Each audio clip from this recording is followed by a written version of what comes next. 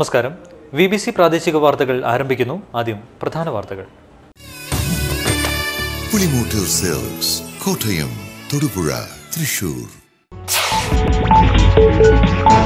കനത്ത കാറ്റും മഴയും അഞ്ചരി കരിമണ്ണൂർ മേഖലകളിൽ നിരവധി വീടുകൾ തകർന്നു. വ്യാപകമായ കൃഷിനാശം, ലക്ഷക്കണക്കിന് രൂപയുടെ നാശനഷ്ടം. ഡോക്ടർ കസ്തൂരി രംഗൻ റിപ്പോർട്ടിനെതിരെ മേലുകാവിൽ ജനകീയ ഹർത്താൽ നടത്തി. കസ്തൂരി രംഗൻ റിപ്പോർട്ടിൽ മേലുകാവിനെ പരിസ്ഥിതി ദുർബല പ്രദേശമാക്കുന്നതിൽ പ്രതിഷേധിച്ചാണ് ഹർത്താൽ നടത്തിയത്.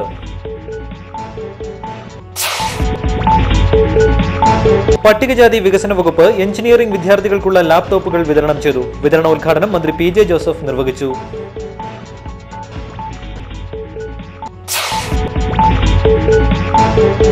തൊടുപുഴ നിയോജക മണ്ഡലത്തിലെ സമഗ്ര വിദ്യാഭ്യാസ പദ്ധതിയുടെ ആലോചനാ യോഗം തൊടുപുഴയിൽ നടന്നു. മന്ത്രി PJ ജോസഫ് ഉദ്ഘാടനം ചെയ്തു.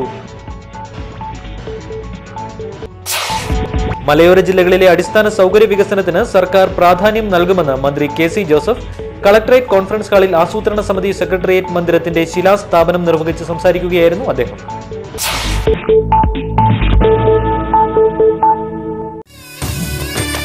പുളിമൂട്ടിൽ സെൽസ്, കോട്ടയം, തൊടുപുഴ, തൃശൂർ. വാർത്തകൾ വിശദമായി. വ്യാഴാഴ്ച ഉണ്ടായ ശക്തമായ കാറ്റിലും മഴയിലും ആലക്കോട് മേഖലയിൽ വ്യാപക നാശം. നിരവധി കർഷകരുടെ ഏക്കർ കണക്കിന് കൃഷിത്തോട്ടവും വീടുകളും കാറ്റിൽ നശിച്ചു. ആലക്കോട് പഞ്ചായത്തിലെ അഞ്ചേരി, പാലപ്പള്ളി, കുട്ടപ്പൻകവല തുടങ്ങിയ പ്രദേശങ്ങളിലാണ് കാറ്റ് നാശം വിതച്ചത്. നിരവധി കൃഷിക്കാരുടെ ഏക്കർ കണക്കിന് തോട്ടങ്ങളാണ് കാറ്റിൽ നശിച്ചത്. റബ്ബർ, തെങ്ങ്, കമുക്, വാഴ തുടങ്ങിയ കൃഷികളാണ് പ്രധാനമായും നശിച്ചത്. ശക്തമായ കാറ്റിൽ വൻമരങ്ങൾ കടപുഴകി വീഴുകയും ചെയ്തു. ഈ പ്രദേശങ്ങളിലെ വൈദ്യുതി, ഫോൺ, കേബിൾ ബന്ധവും തകരാറിലായി. മരമൊടിഞ്ഞ റോഡിലേക്ക് വീണത് മൂലം ഗതാഗതവും തടസ്സപ്പെട്ടു. നിരവധി പേരുടെ വീടുകളും തകർന്നു. നിരവധി ആളുകളുടെ വീടിന് മുകളിലേക്ക് മരം വീണാണ് വീടുകൾ തകർന്നത്. ഏക്കർ കണക്കിന് കൃഷി നശിച്ചതിനാൽ ലക്ഷക്കണക്കിന് രൂപയുടെ നാശനഷ്ടമുണ്ടായതായി കർഷകർ പറഞ്ഞു. കാറ്റ് പോയ വഴിയിലുള്ള കൃഷിക്കാരുടെ ദേഹങ്ങൾ പരിപൂർണമായി തന്നെ നശിപ്പിക്കുകയും ചെയ്തിരിക്കുകയാണ്. പ്രത്യേകിച്ച് റബ്ബർ, കൊക്കോ, ജാതി അതുപോലെയുള്ള മുഴുവൻ ദേഹങ്ങളും 1 ഏക്കർ 2 ഏക്കർ താഴെയുള്ള ചെറുകിട കൃഷിക്കാരുടെ മൊത്തമായിട്ടുണ്ടായിരുന്ന ആദായം കംപ്ലീറ്റ് പോകത്തക്ക രീതിയിലുള്ള ഒരു അതിഭീകരമായ ദുരന്തമാണ് ഇന്നലെ ഇവിടെ ഉണ്ടായിരിക്കുന്നത്. അതിഭയങ്കരമായ തോതിലുള്ള കാർഷിക നാശം സംഭവിച്ചിട്ടുണ്ട്. റബ്ബർ തോട്ടം മുഴുവനോട് പോയ ആളുകളുണ്ട്. ഇനി പോകാതെ 1-2 മരങ്ങൾ ഇടയ്ക്ക് നിൽപ്പുണ്ടെങ്കിൽ അത് റീപ്ലാന്റ് ചെയ്യേണ്ട അവസ്ഥയിൽ മരം നഷ്ടപ്പെട്ടിട്ടുള്ളവരുണ്ട്. അങ്ങനെ റബ്ബർ, ജാതി, കമുക്, വലിയ തെങ്ങ്. മുട്ടം, കരിങ്കുന്നം പഞ്ചായത്തുകളുടെ അതിർത്തി പ്രദേശങ്ങളിലും കാറ്റിൽ വ്യാപക നാശം. നിരവധി വീടുകളും കൃഷിയിടങ്ങളും നശിച്ചു. തൊടുപുഴ താലൂക്കിന്റെ കിഴക്കൻ മേഖലയിൽ ഇന്നലെ രാത്രി 9 മണിയോടെയാണ് കൊടുങ്കാറ്റിന് സമാനമായ കാറ്റ് അനുഭവപ്പെട്ടത്. തൊടുപുഴ മുട്ടം പഞ്ചായത്തിന്റെ 1-ാം വാർഡിൽപ്പെടുന്ന ഭാഗങ്ങളിലാണ് കാറ്റ് നാശം വിതച്ചത്. ഇതിനെ തുടർന്ന് 3 വീടുകൾ പൂർണ്ണമായും നശിച്ചു. ഈ ഭാഗത്തുള്ള നിരവധി വീടുകൾക്ക് കേടുപാടുകൾ സംഭവിച്ചു. ചെമ്പകപ്പള്ളി വാമദേവന്റെ വീടിന് മുകളിലേക്ക് പ്ലാവ് കടപുഴകി വീണ് വീടിന്റെ മേൽക്കൂര പൂർണ്ണമായും തകർന്നു. വ്യാഴാഴ്ച രാത്രിയുണ്ടായ ശക്തമായ കാറ്റ് കരിമണ്ണൂർ മേഖലയിലും വ്യാപക നാശം വിതച്ചു. വ്യാഴാഴ്ച രാത്രി വീശിയടിച്ച കാറ്റ് പന്നൂർ, പടിഞ്ഞാറെ കോടിക്കുളം, നെയ്യശ്ശേരി, കുറുമ്പാലമറ്റം എന്നിവിടങ്ങളിലാണ് നാശം വിതച്ചത്. കാറ്റിൽ കുറുമ്പാലമറ്റം വട്ടപ്പാറയിൽ ജോസഫ് വർക്കിയുടെ വീടിന് മുകളിലേക്ക് മരം മറിഞ്ഞു വീണു. പന്നൂർ ആലപ്പാട്ട് വേണുഗോപാലൻ നായരുടെ വീടിന് മുകളിലേക്കും മരം വീണ് വീടിന് കേടുപാടുകൾ സംഭവിച്ചു. മരം ഒടിഞ്ഞതിന് ശേഷമാണ് ഞങ്ങൾ കണ്ടത്. ഞങ്ങൾ മുറ്റത്തിറങ്ങി മുറ്റത്തിറങ്ങി നോക്കുമ്പോഴാണ് ഇത് ഒടിഞ്ഞു കിടക്കുന്നതാണ് കണ്ടത്. പിന്നെ വീടിന് പുറത്തിറങ്ങിപ്പോൾ പോയത്. അത്ര പെരയുടെ ഉള്ളിലെ ഭിത്തിക്ക് ചെറിയ പൊട്ടലുണ്ട്. അതല്ലാതെ മോളിൽ കയറി നോക്കുമ്പോൾ റംസാൻ മാസം വിടചൊല്ലുന്ന അവസാനത്തെ 10-ലെ അവസാന വെള്ളിയാഴ്ചയും കഴിഞ്ഞു. വെള്ളിയാഴ്ചയുടെ പുണ്യവും റംസാൻ മാസത്തിന്റെ പുണ്യവും ഒരുപോലെ ലഭിക്കുന്ന ദിനമായതിനാൽ ജുമാ നമസ്കാരത്തിന് വിശ്വാസികളെ കൊണ്ട് പള്ളികൾ നിറഞ്ഞു. 1000 മാസങ്ങളെക്കാൾ ശ്രേഷ്ഠമായ റംസാൻ മാസത്തിലെ 1000 രാവുകളേക്കാൾ ഉത്തമമായ ലൈലത്തുൽ ഖദിറിന്റെ രാവ് അവസാനത്തെ 10-ലാണ്. എല്ലാവരും അവർക്ക് കഴിയുന്ന രീതിയിൽ സക്കാത്ത് നൽകി പ്രവാചകൻ പഠിപ്പിച്ചു നൽകിയ യഥാർത്ഥ വിശ്വാസിയുടെ മാർഗം പിൻപറ്റി ജീവിക്കുന്നതിനുള്ള ഡോക്ടർ കസ്തൂരി രംഗൻ റിപ്പോർട്ടിനെതിരെ മേലുകാവിൽ ജനകീയ ഹർത്താൽ നടത്തി. കസ്തൂരി രംഗൻ റിപ്പോർട്ടിൽ മേലുകാവിനെ പരിസ്ഥിതി ദുർബല പ്രദേശമാക്കുന്നതിൽ പ്രതിഷേധിച്ചാണ് ഹർത്താൽ നടത്തിയത്. പ്രതിഷേധ മാർച്ച് CSI മുൻ ബിഷപ്പ് ഡോക്ടർ KJ ശാമുവേൽ ഉദ്ഘാടനം ചെയ്തു.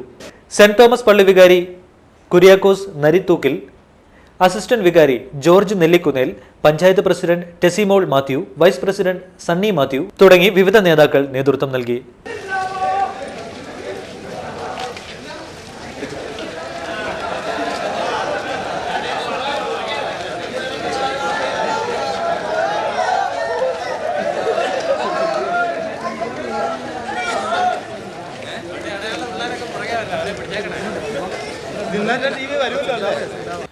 സ്വർഗീയ വിരുന്ന് കൺവെൻഷൻ തൊടുപുഴയിൽ നടന്നു. ഒളമറ്റം മൗര്യ ഗാർഡനിൽ നടന്ന കൺവെൻഷനിൽ തങ്കു ബ്രദർ പ്രഭാഷണം നടത്തി. 100 കണക്കിന് വിശ്വാസികൾ പങ്കെടുത്തു. കർത്താവ് സൗഖ്യമാക്കുന്നുള്ളൊരു ഉറപ്പ് വന്നോ? ബ്രദറിന്റെ വിശ്വാസമാണ് ഇവിടെ അത്ഭുതം ചെയ്യും.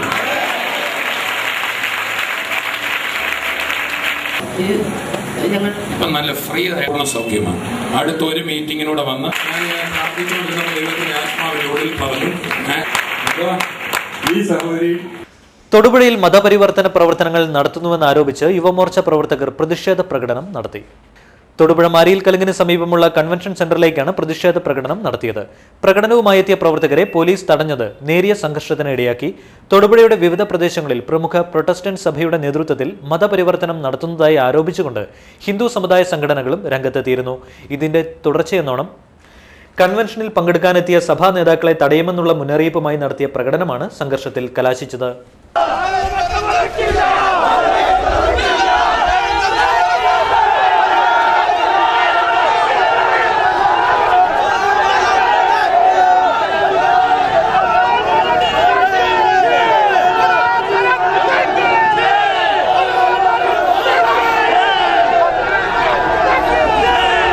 കേരള സർക്കാർ പട്ടികജാതി വികസന വകുപ്പ് എഞ്ചിനീയറിംഗ് വിദ്യാർത്ഥികൾക്കുള്ള ലാപ്ടോപ്പുകൾ വിതരണം ചെയ്തു. തൊടുപുഴ PWD റെസ്റ്റ് ഹൌസ് ഹാളിൽ നടന്ന വിതരണ ഉദ്ഘാടനം മന്ത്രി PJ ജോസഫ് നിർവഹിച്ചു.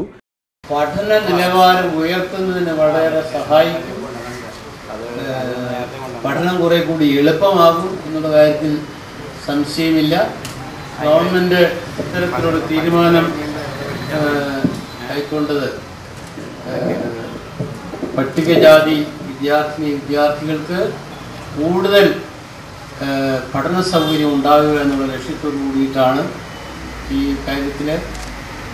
സംസ്ഥാന വിദ്യാഭ്യാസ വകുപ്പ് സംസ്ഥാനത്തെ വിവിധ നിയോജക മണ്ഡലങ്ങളിൽ നടപ്പാക്കി വരുന്ന സമഗ്ര വിദ്യാഭ്യാസ പദ്ധതിയുടെ ഭാഗമായി ഇടുക്കി ജില്ലയിൽ തൊടുപുഴ നിയോജക മണ്ഡലം തെരഞ്ഞെടുക്കപ്പെട്ടു. ഇതോടനുബന്ധിച്ച് തൊടുപുഴ ലയൺസ് ക്ലബ് ഹാളിൽ ചേർന്ന ആലോചനാ യോഗം മന്ത്രി PJ ജോസഫ് ഉദ്ഘാടനം ചെയ്തു. വിദ്യാഭ്യാസ രംഗത്ത് വ്യാപ്തി കേരളം മറ്റ് സംസ്ഥാനങ്ങളുടെ വളരെ മുമ്പിലാണ്. പക്ഷെ ഗുണനിലവാരത്തിൽ ഇനിയും നമുക്ക് ബഹുദൂരം മുന്നോട്ട് പോകേണ്ടതായിട്ടുണ്ട്. ഓരോ വിദ്യാലയത്തിൻ്റെയും ഗുണനിലവാരം മെച്ചപ്പെടണം. നിയോജക മണ്ഡലങ്ങളെ കേന്ദ്രീകരിച്ച് ഒരു സമഗ്ര വിദ്യാഭ്യാസ പദ്ധതി നടപ്പാക്കണമെന്ന് ഗവൺമെൻറ് തീരുമാനിക്കുകയുണ്ട്. ഏതാനും നിയോജക മണ്ഡലങ്ങളിലെ പ്രവർത്തനം ആരംഭിച്ചു കഴിഞ്ഞിട്ടുണ്ട്. ഇപ്പോൾ തൊടുപുഴ നിയോജക മണ്ഡലത്തെ അതിനുവേണ്ടി തിരഞ്ഞെടുത്തിരിക്കുകയാണ്. ബഹുജന പങ്കാളിത്തത്തോടുകൂടി നടപ്പാക്കാൻ തൊടുപുഴയിൽ മുസ്ലിം ലീഗ് നേതൃത്വത്തിൽ ശിഹാബ് തങ്ങൾ അനുസ്മരണവും മതപണ്ഡിതന്മാരെ ആദരിക്കലും നടത്തി.